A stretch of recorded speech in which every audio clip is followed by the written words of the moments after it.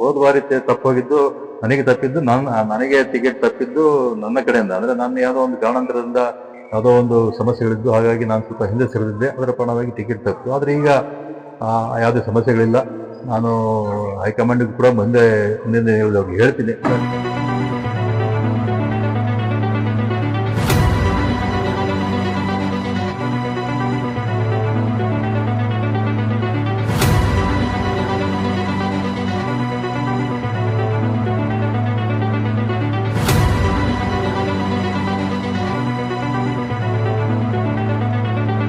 ಚುನಾವಣೆಗೆ 20 ತಿಂಗಳು ಮಾತ್ರ ಬಾಕಿ ಇದೆ.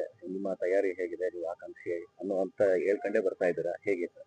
ನೋಡಿ, 28 ಚುನಾವಣೆ ಇನ್ನೂ 2 ವರ್ಷ, ಹೆಚ್ಚು ಕಡಿಮೆ 2 ತಿಂಗಳು ಕಡಿಮೆ 2 ವರ್ಷ ಇದೆ.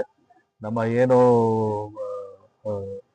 KPCC ಹಾಗೂ AICCಯ ಹೈಕಮಾಂಡ್ ಇದೆ. ವಿಶೇಷವಾಗಿ ಈ ನಮ್ಮ ಜಿಲ್ಲೆಯ ನಾಯಕರಾದ ಡಾಕ್ಟರ್ G. ಪರಮೇಶ್ವರ್ ಸಾಹೇಬ್ರಿದ್ದಾರೆ, DK ಶಿವಕುಮಾರ್ ಸಾಹೇಬ್ರಿದ್ದಾರೆ, ಹಾಗೆ ಹರಿಪ್ರಸಾದ್ ಅವರು, ಸಿದ್ದರಾಮಯ್ಯ ಸಾಹೇಬ್ರಿದ್ದಾರೆ. ಅವರ ಈ ರೀತಿಯ ತೀರ್ಮಾನಗಳಿದ್ದಾವೆ, ಅವರ ಏನು ಆದೇಶ ಇದೆ ಆ ಆದೇಶನ ಪಾಲನೆ ಮಾಡ್ತೀವಿ. ಒಟ್ಟಾಗಿ ಟಿಕೆಟ್ ಯಾರು ಕೊಟ್ಟರು ಕೂಡ ಇದೊಂದು ಗೆಲ್ಲುವಂತ ಕ್ಷೇತ್ರ, ಇದು ಗೆಲ್ಸ್ಕೊಂಡ್ ಬರೋದು ಅಂತ ಉದ್ದೇಶದಿಂದ ನಾವು ಕೆಲಸ ಮಾಡಬೇಕಾಗುತ್ತೆ. ನಾನು ಕೂಡ ಒಬ್ಬ ಆಕಾಂಕ್ಷಿಯಾಗಿ ಕೆಲಸ ಮಾಡ್ತಾ ಇದ್ದೀನಿ. ಮುಂದಿನ ದಿನಗಳಲ್ಲಿ ನಮ್ಮ ಹಿರಿಯರು ಯಾವ ರೀತಿಯ ಆದೇಶ ಕೊಡ್ತಾರೆ ಅದನ್ನು ನೋಡಿಕೊಂಡು ನಾನು ತೀರ್ಮಾನ ತಗೊಳ್ತೀನಿ. ಆದ್ರೆ ಪಕ್ಷದ ಅಭ್ಯರ್ಥಿ ಇಲ್ಲಿ ಗೆಲ್ಲಬೇಕು, ಅದು ನಮ್ಮ ಉದ್ದೇಶ. ತಿಂಗಳು 25ನೇ ತಾರೀಕು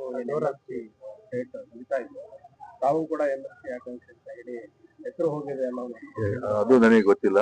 ಹೈಕಮಾಂಡ್ ಯಾವುದೇ, ನಾನು ಹೇಳ್ತೀನಿ, ಹೈಕಮಾಂಡ್ ಯಾವುದೇ ನಿರ್ಧಾರ ತಗೊಂಡ್ರು ಅದಕ್ಕೆ ನಾವು ಬದ್ಧರಾಗಿರ್ತೀವಿ, ಅದನ್ನು ನಾವು ಪಾಲಿಸ್ತೀವಿ. ನಾನು ಕೇಳಿಲ್ಲ.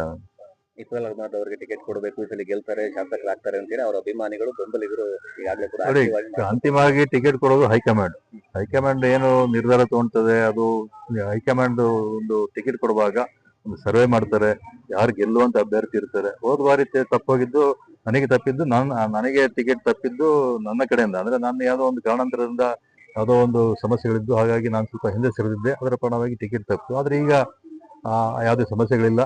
ನಾನು ಹೈಕಮಾಂಡ್ ಕೂಡ ಮುಂದಿನ ಅವ್ರಿಗೆ ಹೇಳ್ತೀನಿ, ಸರ್ ಈ ತರ ಇದೆ, ತಾವು ಆದೇಶ ಕೊಟ್ರೆ, ತಾವು ಮಾರ್ಗದರ್ಶನ ಕೊಟ್ರೆ ನಾನು ಕೂಡ ತಯಾರಿ ಮಾಡ್ತೀನಿ ಅಂತ ಹೇಳ್ಬಿಟ್ಟು ಅವರ ಪರ್ಮಿಷನ್ ಕೂಡ ನಾನು ಕೇಳ್ತೀನಿ.